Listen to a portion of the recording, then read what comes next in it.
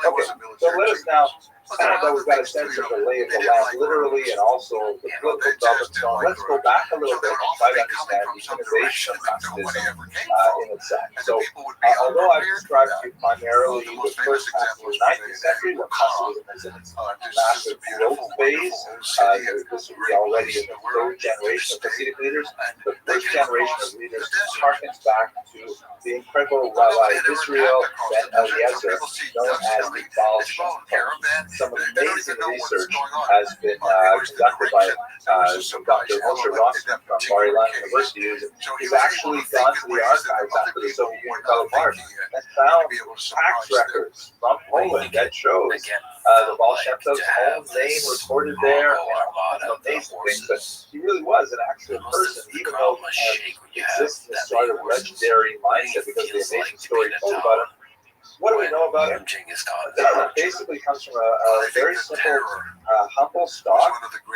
And although he was credited as a spiritual genius, and in fact, many of the stories that are told over his names are really incredibly inspirational and so on, he was definitely not part of the traditional intellectual crowd, hanging around yeshivas and impressing everyone with his Talmudic brilliance and things like that.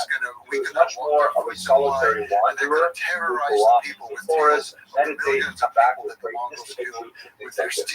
Now, he followed in the footsteps of a much older tradition known as the Baal Shem.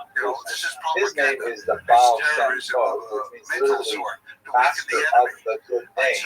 But the emphasis should really place on the word Tov, good, because, and sometimes people understand that to mean he's the master of the good name, meaning the master of God's name.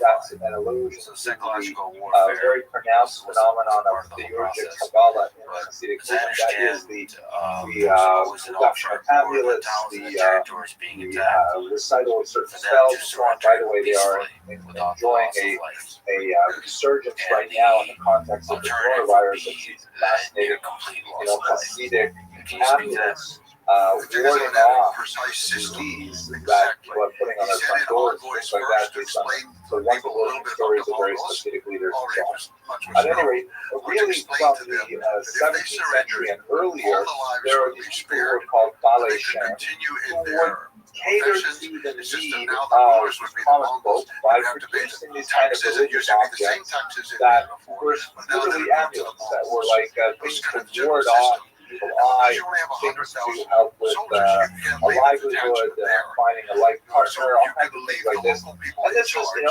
stock and trade of traditional folk religion of virtually every site, but Judaism is not unique in this regard. There are definitely many places where you can go to a Judaica store and they will have a whole array of various, kind of like amulets that you can put in your car or on your front door or in your baby's crib that are essentially like prayers.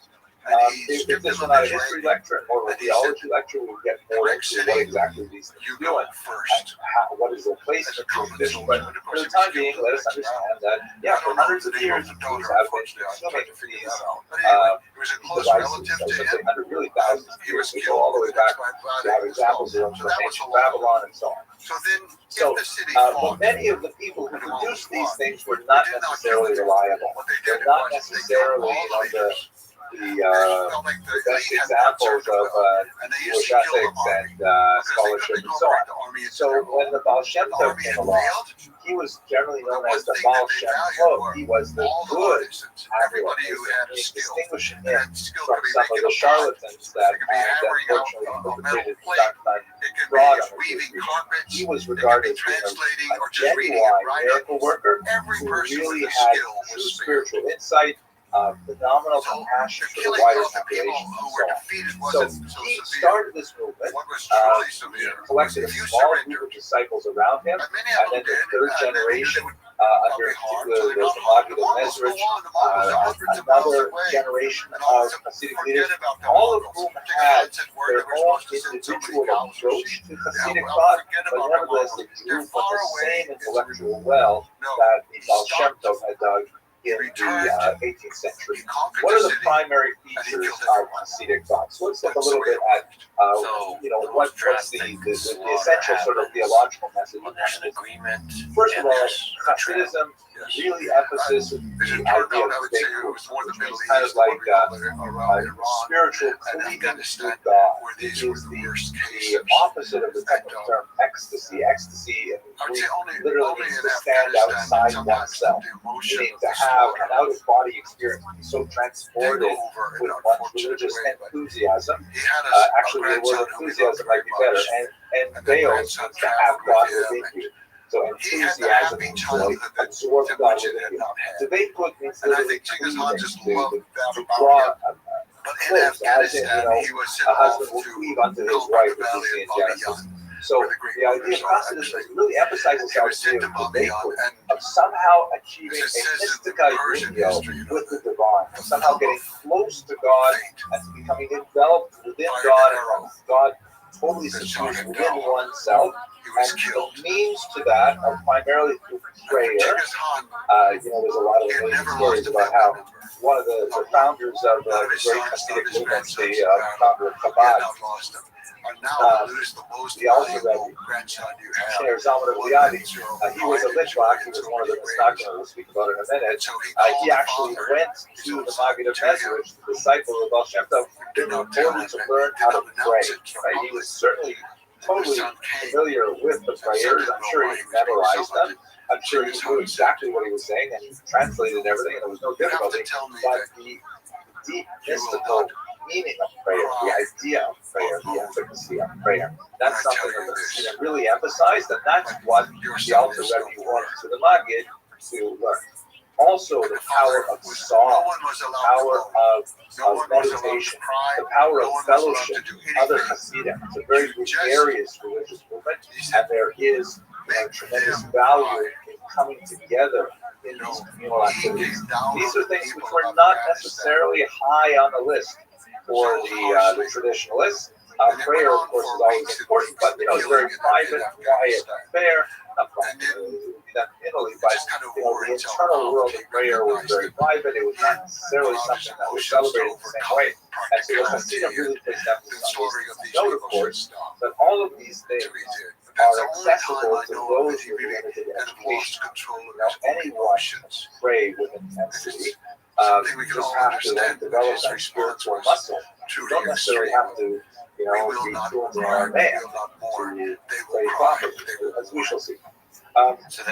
Another feature, a reliance on mystical teachings and a willingness to disseminate mystical teachings to the broader population. Whereas the traditionalists tend to view the teachings of mysticism as they are recorded, for example, in the Zohar or the Sefer Bakir or other great mystical classics of the Jewish tradition.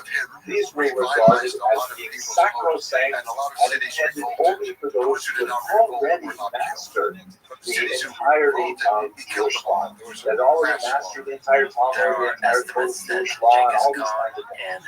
And the Hasidim, on the other hand, were saying, no, we can take some of these ideas, we can maybe water them down, package them differently so they can be read by people, not necessarily have the tools to decipher the coded language, but we will disseminate these ideas. And they will infuse common Jewish practice with a whole new universe of meaning that's derived from the Kabbalistic tradition.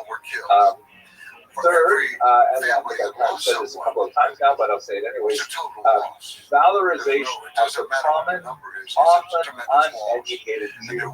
There's so many stories in the Hasidic literature that emphasize the power of simple piety, and quite often negatively contrasting the highly intellectualized and very cold and rational approach of the traditionalists, by seeing the tremendous compassion and genuine spiritual enthusiasm of the typical Hasidic Jew.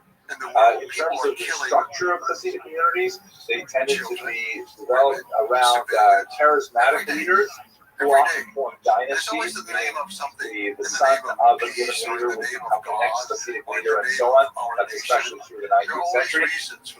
But really, tightly knit circles with phenomenal dedication to the Rebbe, to the leader of the Hasidic movement, as a prime focus of spiritual inspiration. So that's kind of like this movement that started developing in the late 18th century, and by the time you get to the turn of the 19th century, it's really picking up steam. And so that attracted the negative mention of the traditionalists. Let's have a look at how they dealt with it. And these are, of course, so-called misnagdim. So the term misnaged, or mitznaged, depending on the style of pronunciation you prefer, This literally translated the term Nitnaged means an opponent, someone who is against Hasidism.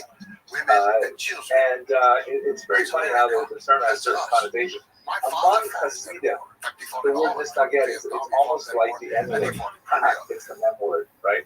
And there's like a derivative version of it, just snags that you hear in late 21st century parlance. For the Misnagdim, on the other hand, the Jews who were traditionalists, who were looking askance at this new Hasidic innovation, they ended up absorbing that term and considering it perfectly neutral, and in fact, just a sort of socio-ethnic, cultural designator. So it's funny, I know that some of my best friends are Hasidim. And when I bring with them, when I get together and sometimes things like enjoy some of that amazing Hasidic fellowship, they may start saying a story that reflects negatively on Misnagdim, and then they'll suddenly give us a look and say, "Oh my gosh, I'm sorry, I'm offended." But that's not how Misnagdim regards this term. It is simply a statement of reality that the Jews of the North, the traditionalists in the region of Lithuania in particular,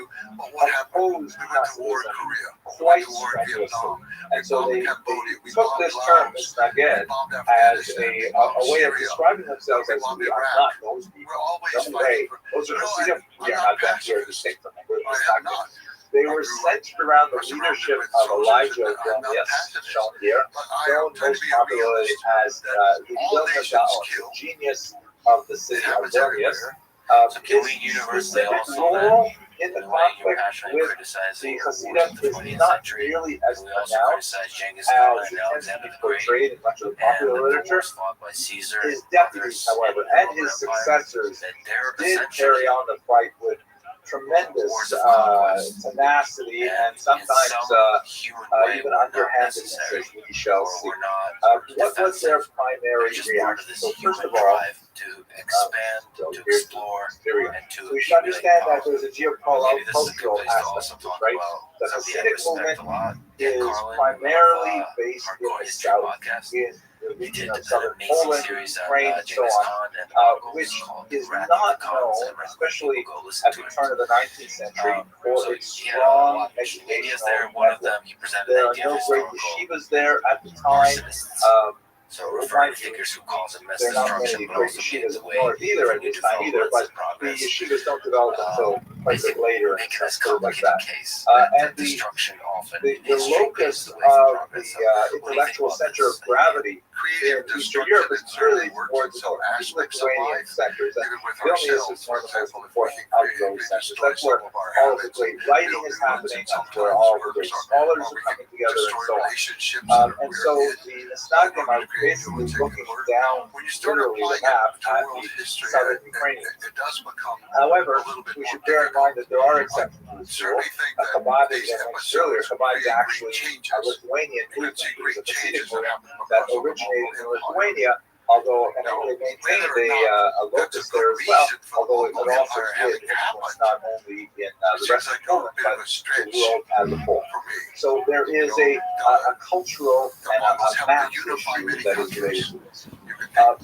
Some of the opposition was based on the fact that many of the Misnagdim fear that with this, charismatic leadership of these individual Hasidic rabbis, we are headed for another debacle like Shabtai Tzvi. That one of them would stand up and would be claiming himself as the Messiah, and look what happened to us in the 1600s, and not go through that again. This was especially the case because when you look at the which Hasidim revered their Rebbe's, there were a lot of doctrines that seemed really quite anathematic. No, that's not really a word. They were anathema to the Mishnah. So, for example, there was this idea roundly criticized, known as Mesirat HaMachshava, the transference of thought, where a Hasid might say to himself, "Oh, you know what? Who am I to pray directly to God? I can't pray to God. He won't listen to me. I'm so far away. I will instead pray to my Rebbe, that my Rebbe will pray to God on my behalf." this is definitely not Jewish theology by any means. And I'm hard pressed to find a Hasidic movement that actually endorses this. It sounds more like sort of a misnagdic slur, but nevertheless, the idea that a Jew would have an intermediary or praying to God is something contrary to the vast majority of Jewish thought. There are some interesting matters for no exception, but I'm not going to go there. The idea of submitting prayer requests to the Rebbe, a time-honored practice, which will also viewed with a lot of suspicion, things like that. Related to this, the fears that the Hasidim were engaged in antinomian tendencies. Oh my God, this was a huge problem because antinomian means against the law, right? And the idea is not against the Russian law, but against Jewish law, because the Hasidim were adopting all kinds of practices that were contrary to traditional Misnagdim practices. For example, Misnagdim have a very rigid set of time guidelines. Prayer must be, recited at a certain time and not later than a certain time, and so on. And if you miss the morning prayer, well, now you got to wait for the afternoon prayer because it's too late for the morning prayer. Whereas the Hasidim were saying, wait a second, is this what God wants? Does God really care about this? Over the time? Get up and have a coffee like a man. If we can be honest with ourselves and strip away our own lies about ourselves. God. And then when you're ready, pray properly with full enthusiasm. It's kind of reminiscent of what they attribute to Abraham Lincoln, that if I had 6 hours to cut down a tree, I would spend 4 hours sharpening the axe. So the Misnagdim were saying, hey, you've got to cut down the tree by a certain time. And the Hasidim were saying, we're not going to waste our time chopping with a dull axe. We've got to sharpen our axe before we cut down the tree. Now, there are lots of specific details of, the halakhic basis for this or that position. I will not go into that. But the nature of the charge was that the Hasidim were playing fast and loose with halakhic norms. And it was just like many, many different areas in which this happened. Shvita was another very important one, exactly how does one slaughter an animal, make it kosher, and so on. Times of prayer mentioned and other details. So the fear that they're actually going to be transgressing Jewish law is very real. Now here's where I think it's especially interesting. There are economic implications to this antinomian behavior. We should recall, as I discussed a little while ago, and it's actually a phenomenon that goes back even further into the Millennium Commonwealth, that in many regions, the position of the rabbinate was actually a purchased position. In the course of the Millennium Commonwealth, noblemen would frankly sell the rabbinate. It's not that I want to deny the warfare, but people who made a business out of being a rabbi without necessarily thinking about their congregation first.